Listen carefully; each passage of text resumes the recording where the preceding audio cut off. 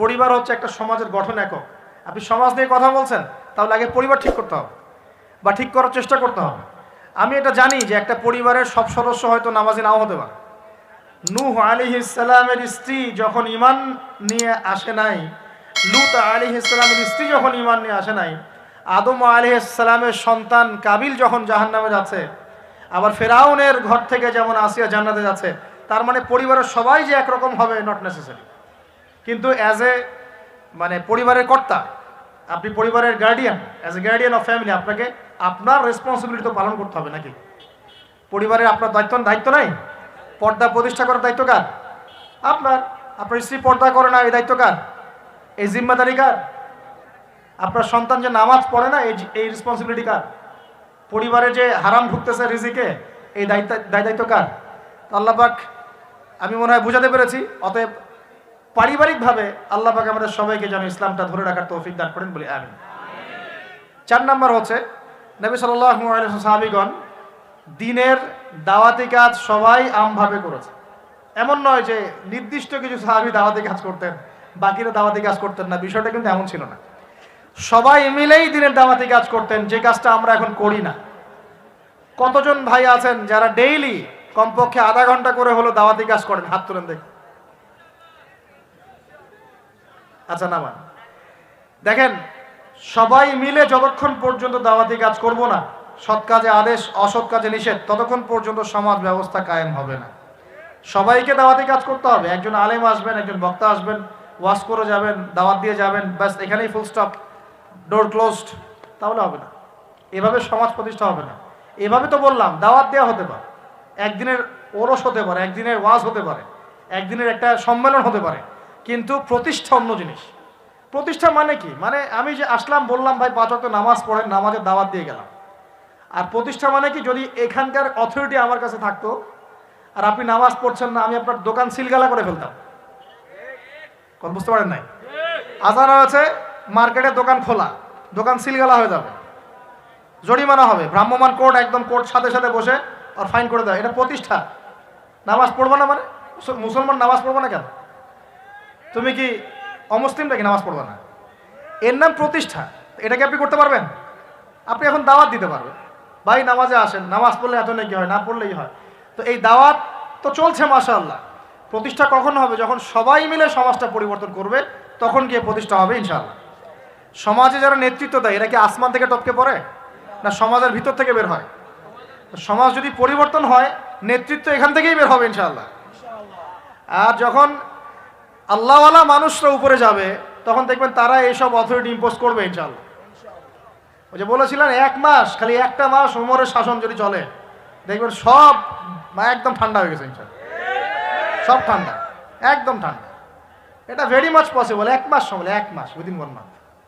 উমর রাদিয়াল্লাহু আনহু যদি এখন বেঁচে থাকতেন, মনে করেন, কথার কথা বলছি, উমর রাদিয়াল্লাহু আনহু এখন বেঁচে আছেন, তিনি আসলেন, পাকিস্তানে আসলেন, মনে করেন সিরিয়াতে আসলেন, কথার কথা বলছি আর কি।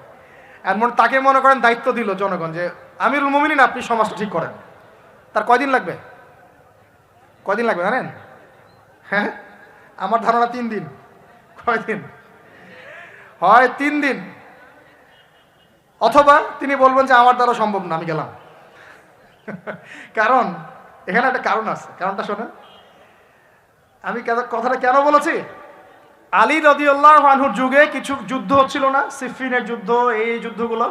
তখন জনগণ, খারেজিদের সাথে যুদ্ধ হচ্ছে, জনগণের মধ্যে কয়েকজন এসে বলছে, আলী রাদিয়াল্লাহু আনহু, ইয়া আমিরুল মুমিনিন, আমরা উমর রাদিয়াল্লাহু আনহু, আবু বকর সিদ্দিক, ওসমান, তাদের যুগটা পার করে আসলাম, তো ওই যুগে তো এত ফিতনা ছিল না, তা আপনার যুগে এত মারামারি হানাহানি কেন? ঘটনা কি?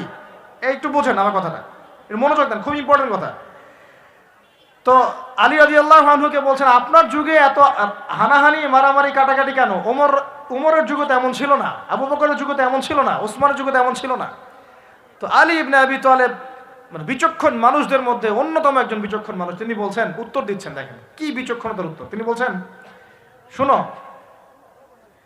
আবু বকর উমরের যুগে আবু বকর উমর ছিল শাসক, আর আমরা ছিলাম জনগণ।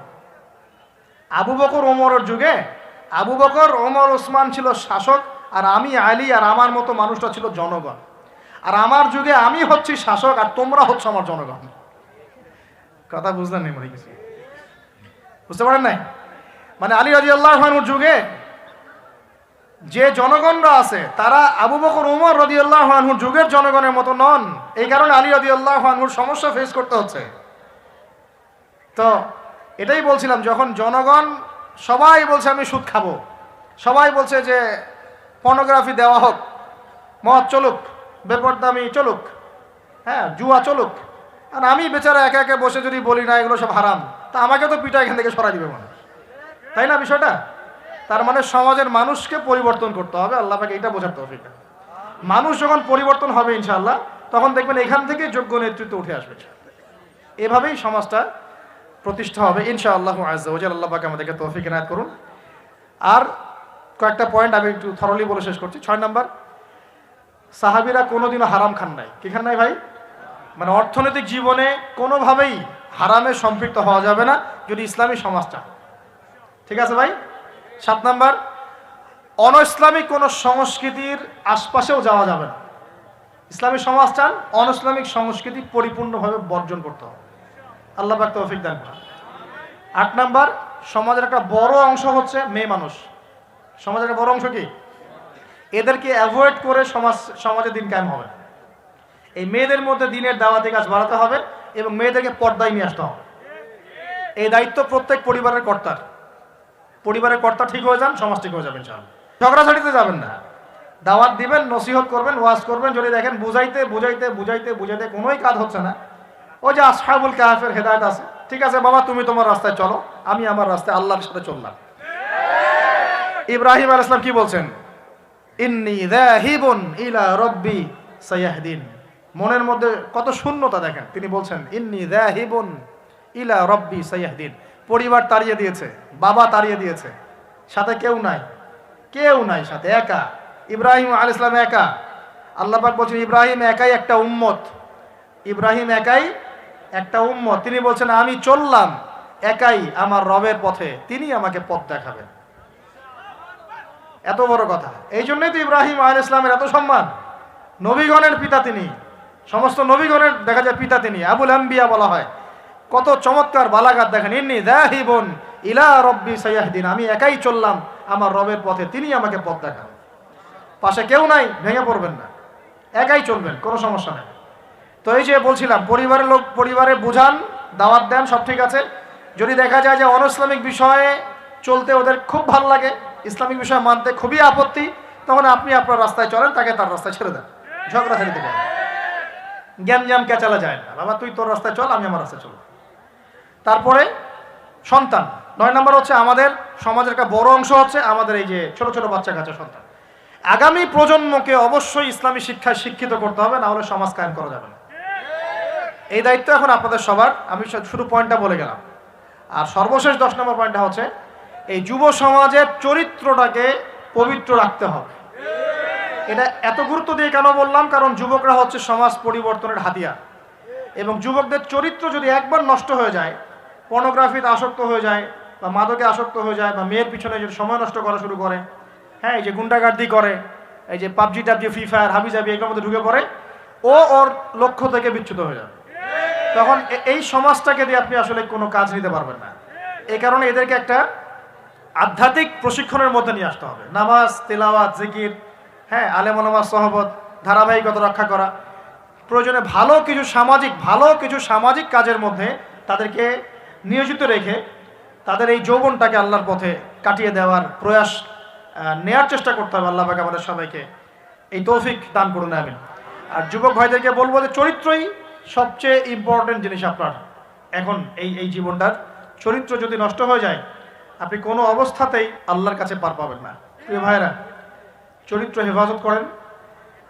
আর কয়েকটা বিষয় আপনাদের, মাদক আল্লাহর রাস্তায় খায়েন না, মাদকের ধার কাছে যাবেন না। সিগারেটটাকে অনেকে মাদক মনে করেন না, আমি বলছি এটাও একটা মাদক। সিগারেটের কাছে যাবেন না। মেয়ে নিয়ে সময় নষ্ট করবেন না। কি কারণে আমি বলছি? এই কারণে যে এই পৃথিবীতে এখন যে পৃথিবীটা এখন চলছে, এই পৃথিবীতে বিশ্বাস বলতে আসলে কিছু নাই। মানে বিশ্বাস খুবই প্রেসিয়াস, এটাকে সস্তা করে দিয়েন না। মানে যখনই আপনি কাউকে অন্ধভাবে বিশ্বাস করা শুরু করবেন, তখন আপনি কষ্ট পাবেন। তো হালালভাবে চরিত্র হেফাজত করে রাখেন, আল্লাহ পাক আপনাকে ইনশাআল্লাহ নেককার স্ত্রী দিবেন ইনশাআল্লাহ। এই পথগুলো সব শয়তানের পথ, আপনাকে শয়তানের দিকে নিয়ে যাওয়ার চেষ্টা করা হচ্ছে, যাতে আপনি আপনার জীবনের গন্তব্যটা ভুলে যান। এই জন্য আমি বারবার বলি যে বিয়ে যদি করতেই হয় তাহলে দিনদার একজন নেককার মেয়েকে বিয়ে করেন, খাদিজা রাদিয়াল্লাহু আনহার মতো একটা মেয়েকে বিয়ে করেন। আর যদি ওই যে দিনদার ক্যাটরিনা খুঁজতে যান তাহলে সারা জীবন ওই পস্তাইতে হবে আর কি। আল্লাহ বোঝার তৌফিক দান করুন। দিনদারিতা দেখে বিয়ে শাদী করেন। চাচা আবু তালেব তিনি কিন্তু মুসলিম নন, অমুসলিম হয়েও তাকে পারিবারিকভাবে সাপোর্ট দিচ্ছেন। পারিবারিকভাবে সাপোর্টটা অনেক ইম্পর্টেন্ট। আর যখন পরিবার থেকে সাপোর্ট থাকে না তখন মানুষ কিন্তু ট্র্যাক থেকে সরে যায়। যাই হোক, গভীরে যাই না। নবী সাল্লাল্লাহু আলাইহি ওয়াসাল্লাম যখন দাওয়াতি মিশন শুরু করলেন, ইসলামের সমাজ প্রতিষ্ঠার চেষ্টা করতে লাগলেন, তখন এই পারিবারিক বাধা, আত্মীয়দের মধ্য থেকে বাধা, সামাজিক বাধা আসতে লাগলো। এক পর্যায়ে হিজরত করতে হয়েছে আবিসিনিয়ায়, তারপর তায়েফ, তারপরে গিয়ে মদিনায়। এখন মদিনায় আলহামদুলিল্লাহ আল্লাহ রাব্বুল আলামিন দিনটাকে প্রতিষ্ঠা করলেন এবং সেখানে নবীকে শক্তিশালী করলেন, সাহাবীরা শক্তিশালী হলেন, আস্তে আস্তে গাজওয়াগুলো হলো, সারিয়াগুলো হলো।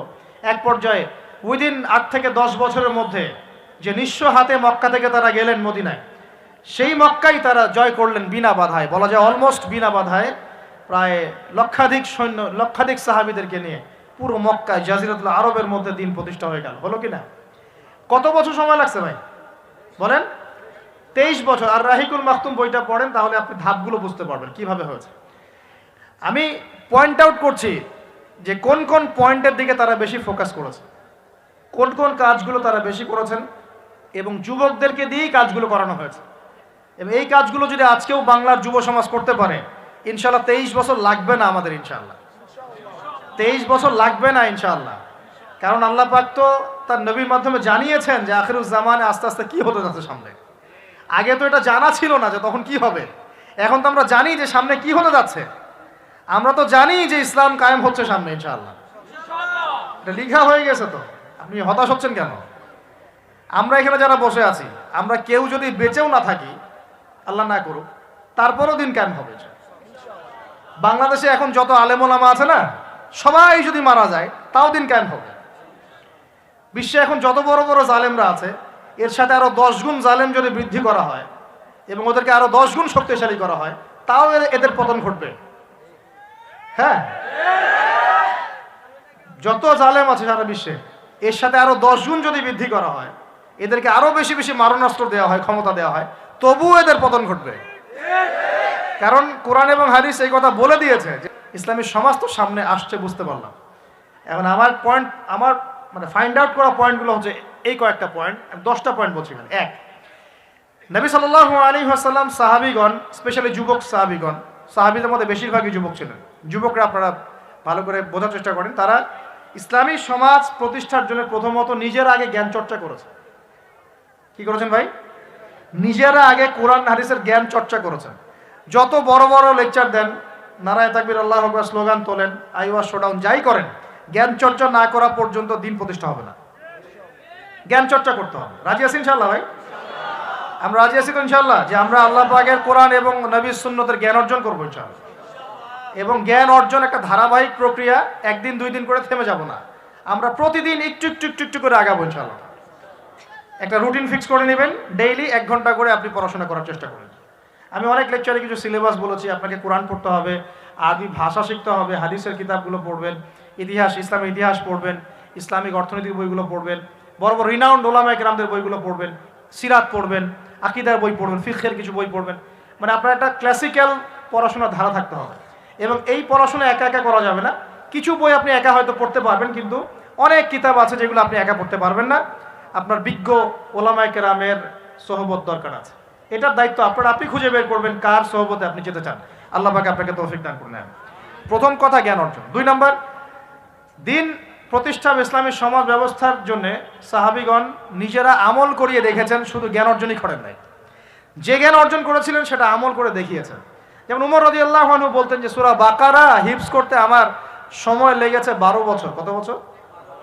12 বছর লেগেছে সূরা বাকারাটাকে আয়ত্ত করতে। কারণ সাহাবীরা যতক্ষণ পর্যন্ত 10টা আয়াত লেসন নিয়েছেন, 10টা আয়াতের উপর আমল না করা পর্যন্ত নতুন করে দার্স নিতেন না। বুঝতে পারছেন না? মনে করেন আপনি সূরা মাউন শিখেছেন, মাউন। আর এই সূরা আপনি শিখেছেন। সাহাবীদের সুন্নত ছিল কি, এই সূরাটার উপর তারা আমল না করা পর্যন্ত নতুন লেসন নিতেন না, এভাবে তারা আমল করতেন। আমরা কি এমন করে আমল করি? আমরা যত পারি আগে তথ্য ইনস্টল করতে থাকি। আমাদের জ্ঞান চর্চাটা হচ্ছে তথ্য ইনস্টল করার মতো। তথ্য ইনস্টল করাকে জ্ঞান চর্চা বলে না, এটাকে আমরা ওয়েল ট্রেন্ড বলতে পারি, ওয়েল এডুকেটেড বলতে পারি। সার্কাসের সিংহ বাঘ দেখেছেন না? লাঠি চাবুকের ভয়ে অনেক কাজ করে না? অনেক কুকুর দেখা যায় না যে ট্রেনিং প্রাপ্ত, যা যা কমান্ড করে সে ফলো করে না? এটা ওয়েল ট্রেন্ড বলা যায় এটাকে, এই কিন্তু ওয়েল এডুকেটেড না। আমাদের ক্রিটিক্যাল থিঙ্কার্স দরকার, মানে কোরআন সুন্নাহ পড়বে, আমল করবে এবং এটাকে নিয়ে গবেষণা করার চেষ্টা করবে। মানে আমাদের কোরআন সুন্নাহকে নিয়ে গবেষণার একটা প্রজন্ম দরকার, গবেষক প্রজন্ম, ক্রিটিক্যাল থিঙ্কার্স। আল্লাহ পাক আমাদেরকে এই তৌফিক লাভে ধন্য করুন বলে আমি। তো 2 নম্বর ইনিশিয়েটিভটা হচ্ছে অবশ্যই জ্ঞান অনুযায়ী আমল করতে হবে যদি ইসলামী সমাজ চাই আমরা। আল্লাহ পাক আমাদের সবাইকে তৌফিক দান করুন। সবার আগে আমাকে তৌফিক দান করুন বলি আমি। জ্ঞান অনুযায়ী আমল করার জন্য একটা সুন্নত ফলো করলেই হবে, একজন ব্যক্তিকে জাস্ট ফলো করতে হবে। জীবনের প্রতিটা কাজ নবী সাল্লাল্লাহু আলাইহি ওয়াসাল্লামের সুন্নাহ মাফিক করলেই আপনি জানা অনুযায়ী আমল করে ফেলবেন ইনশাআল্লাহ। পারা যাবে তো ইনশাআল্লাহ? আজকে ঘুমানো থেকে শুরু করে দেন, জীবনের প্রতিটা কাজকে ঢেলে সাজান। কাপড় পরা, ঘুমানো, ঘুম থেকে ওঠা, হ্যাঁ, এমনকি বিছানা ঝাড়া, ইস্তেঞ্জা করা, আপনার ব্যবসা বাণিজ্য, শিক্ষা, এভরি সিঙ্গেল সেক্টর ঢেলে সাজানোর চেষ্টা করেন যে নবীর মতো হচ্ছে কিনা। যদি হয় আলহামদুলিল্লাহ, যদি না হয় তাহলে এখানে আপনার কিছু কাজ করার বাকি আছে। আল্লাহ পাক আমাদের সবাইকে নবী সাল্লাল্লাহু আলাইহি ওয়াসাল্লামের সুন্নাহ মাফিক জীবন গড়ার তৌফিক দান করুন। আপনাকে আল্লাহ দুনিয়া পাঠিয়েছেন তার ইবাদত করার জন্য, আল্লাহর জমিনে আল্লাহর দিন প্রতিষ্ঠা করার জন্য। আল্লাহ পাক আমাদের সবাইকে আল্লাহ পাকের জমিনে আল্লাহর দিন প্রতিষ্ঠার যে গ্রহণযোগ্য কর্মপন্থা এগুলো বাস্তবায়ন করার তৌফিক দান করুন বলি আমিন।